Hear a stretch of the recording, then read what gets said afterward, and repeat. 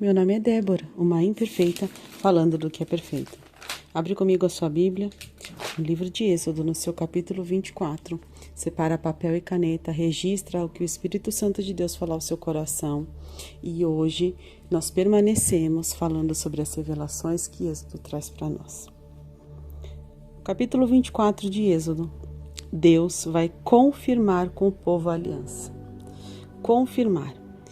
E o que a Bíblia vem transcorrer para nós, do verso 1 até o verso 8.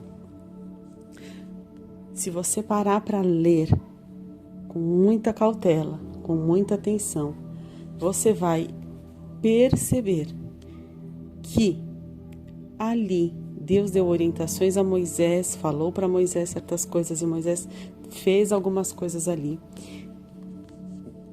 utilizando sangue de animais como sacrifício,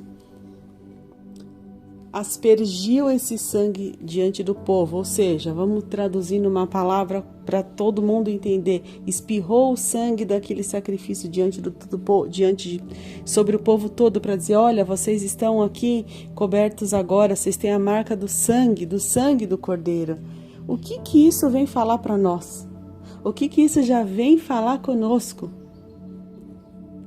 Sobre Cristo, sobre a figura de Cristo Jesus, sobre a figura de Jesus Cristo, daquele que, quando na cruz morreu, derramou o sangue dele, ressuscitou. O sangue dele, ainda que nós não possamos ver este sangue hoje vermelho, não possamos sentir esse líquido quente sobre o nosso corpo. Foi isso que Jesus fez naquela cruz. Ele foi o Cordeiro perfeito. Ele foi o sacrifício. Ele foi, para quê? Para que o sangue dele fosse o quê? Aspergido sobre a terra. Ou seja, para que hoje nós pudéssemos falar, o sangue de Cristo tem poder sobre as nossas vidas. O sangue de Jesus está sobre nós. Nós temos o sangue de Cristo.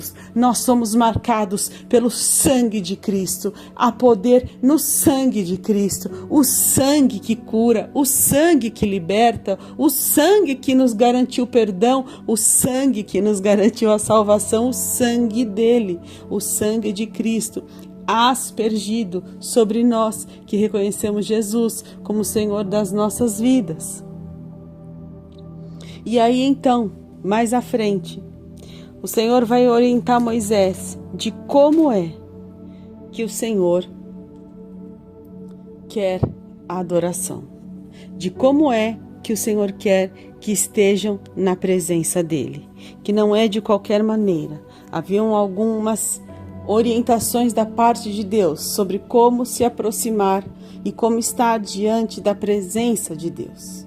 E aí então, a partir do próximo capítulo, o Senhor vem dar as orientações de como deveriam ser, como deveria ser esse local de adoração, o que ele deveria ter e o que é que o povo deveria entregar como oferta para que aquilo fosse um local da adoração, para que aquilo fosse o local da presença de Deus.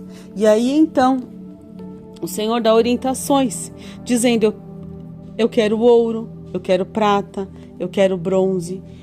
O Senhor escolhe as cores que Ele quer de tecido e dos fios. Eu quero azul, eu quero roxo, eu quero vermelho. Ele diz quais são os tipos de pelos de animais que Ele quer. Não são de quaisquer animais, mas ele diz exatamente quais animais ele queria. Ele vai definir qual é a madeira que ele quer que seja feita.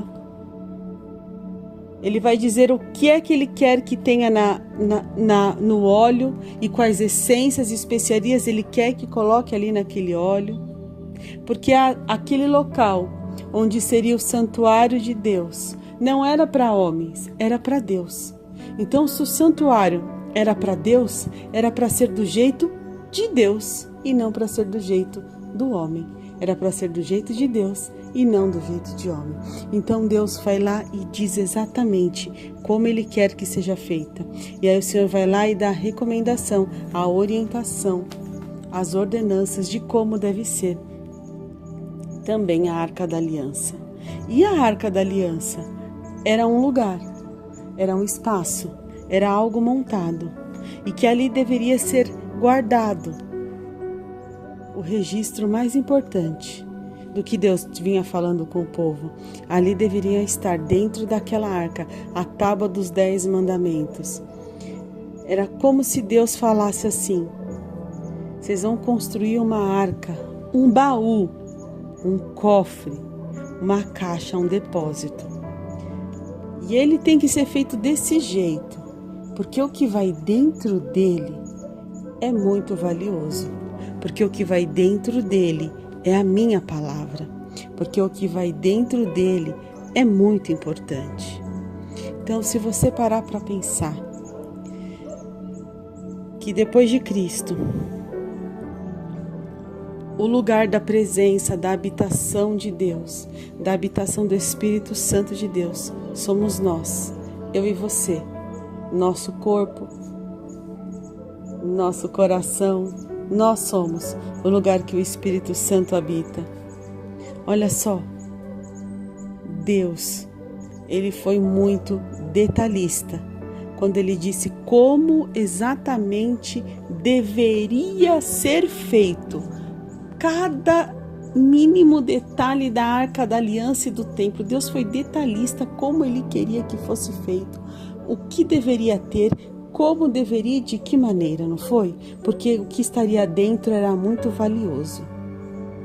Então, quando Deus fez, quando Deus criou a mim e a você, Ele criou com detalhes, Ele criou com características, Ele criou com formas, Ele criou com jeitos, Ele criou com detalhes que eram importantes e que eram necessários e que era do jeito de Deus, porque dentro de mim e de você habitaria o que é de mais valioso, que é a presença de Deus, que é a presença de Deus. Então, olhe para você hoje. Você se lembra que a arca não era todo mundo que podia tocar na arca? Que existiam regras para tocar na arca? E que aqueles que tocaram na arca de forma errada, ou que fizeram o que não deveriam com a arca, morreram, fulminados pelo próprio Senhor. Você se lembra disso?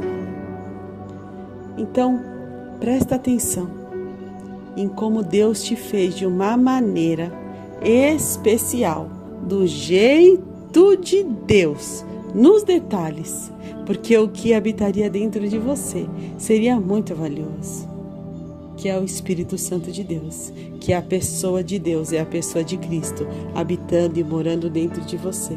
Então o seu corpo não é qualquer corpo, você não é qualquer pessoa, você é muito importante porque você é templo do Espírito Santo de Deus. Agora que você leu, ouviu uma mensagem para o seu coração, compartilhe com mais alguém, porque a Bíblia diz que a fé vem por ouvir e ouvir a palavra de Deus. E talvez existam muitas pessoas que você conheça que hoje precisem ouvir algo que vai acrescentar na fé delas, para que elas se mantenham de pé. Deus te abençoe e até amanhã.